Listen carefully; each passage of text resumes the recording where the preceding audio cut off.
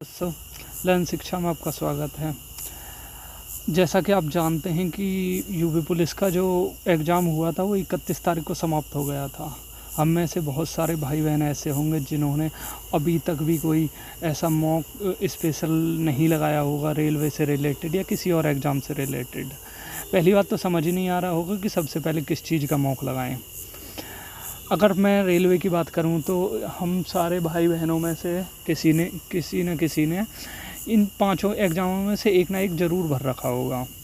जैसा कि RRB technician, ALP, या फिर आरपीएफ एसआई कांस्टेबल, या आरआरबी एनटीपीसी, या आरआरबी जेई की बात करूं मैं तो जैसा कि आप सबको पूरी तरीके से पता है, जिस चीज़ का एग्ज़ाम पहले उसी का होगा जिसका फॉर्म पहले भरा गया है। ठीक है, एनटीपीसी की थोड़ी अभी हाइप बनी पड़ी है, लेकिन उसका एग्ज़ाम बहुत लेट होने वाला है। उसका एग्ज़ाम लगभग फरवरी या मार्च में जाएगा। और सबसे पहले जिसका एग्ज़ाम होने वाला है वो एएलपी का होने वाला है, उसके जस्ट बाद टेक्नीशियन का। और रेलवे ने तो खुद कैलेंडर जारी कर रखा है कि ये नवंबर या दिसंबर में एग्ज़ाम कंडक्ट कराने वाले हैं। एजेंसियाँ वगैरह सारी फाइनल हो चुकी हैं। उसके जस्ट बाद आरपीएफ कांस्टेबल और एसआई का होने वाला है। तो इन चीज़ों से बस मैं इतना बताना चाहता हूँ आपको कि अगर आप फोकस करने हो तो आप सबसे पहले, अगर तुमने एएलपी का भर रखा हो तो एएलपी पे या फिर टेक्नीशियन पे, और उसके जस्ट बाद आरपीएफ एसआई कांस्टेबल का होने वाला है। ठीक है, तो फिर मैं जो फ़िलहाल मॉक देना चालू कर रहा हूँ वो मैंने अभी आरपीएफ एसआई का दिया है 20 दिन बाद।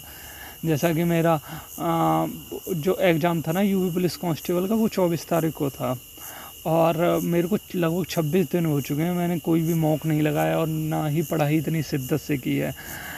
तो सबसे पहले मैं खुद को आंकने के लिए एक मॉक दिया है, और आपको भी शायद मेरे हिसाब से यही करना चाहिए कि हमारी तैयारी फ़िलहाल कितनी है इस एग्ज़ाम से रिलेटेड।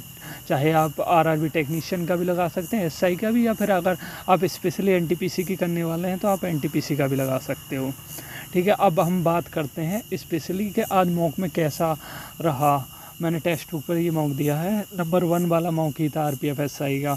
तो इससे क्या फ़ायदा होगा मेरे को कि जो आरपीएफ कांस्टेबल का जो एग्ज़ाम है ना वो अपने आप इससे कवर हो जाएगा, क्योंकि इसका मॉक उसके अपर लेवल का होता है। दोनों का सिलेबस सेम है पहले से ही। तो हम अब आज बात करते हैं मॉक की।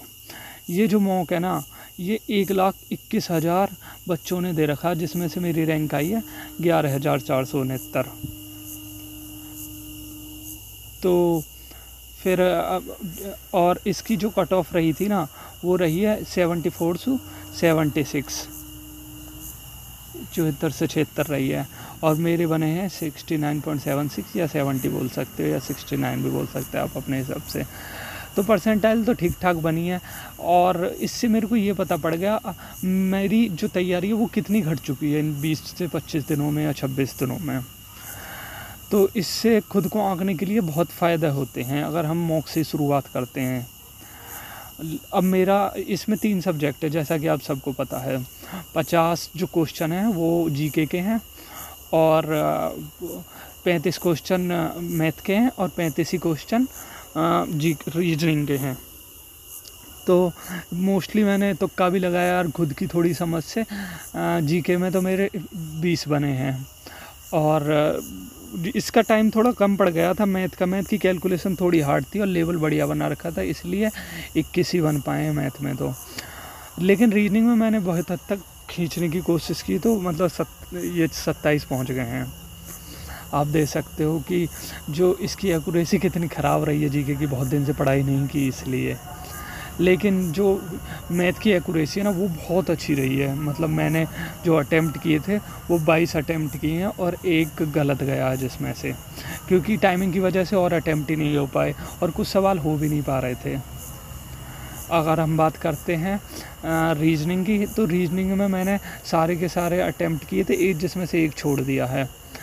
तो 29 सही हैं और 5 गलत हैं। तो रीजनिंग की एक्यूरेसी थोड़ी ठीक ठाक रही है। तो मतलब कुल मिला के मैं बस इतना बताना चाहता हूँ, आप जिस भी चीज़ की तैयारी स्टार्ट करने वाले हो ना, सबसे पहले खुद को उस एग्ज़ाम के स्तर को जांचने के लिए कि मेरी तैयारी उसके लेवल की अभी कितनी है पहले से ही, और मेरे को कितनी बढ़ानी है कितने दिनों में। तो उस हिसाब से आपको इतना पता पड़ जाएगा कि मेरे को ज़ीरो से स्टार्ट नहीं करना, मैं पहले से ही मतलब इतना तो कंप्लीट कर चुका हूँ।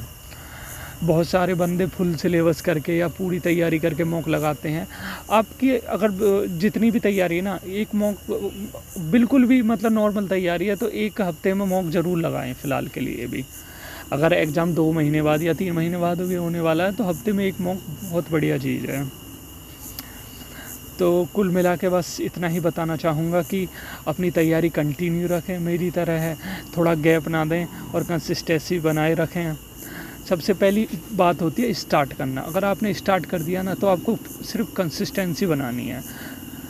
अगर लगातार कंटिन्यू करते रहेंगे तो आपका मॉक में अपने आप सुधार होता रहेगा। So thank you so much guys.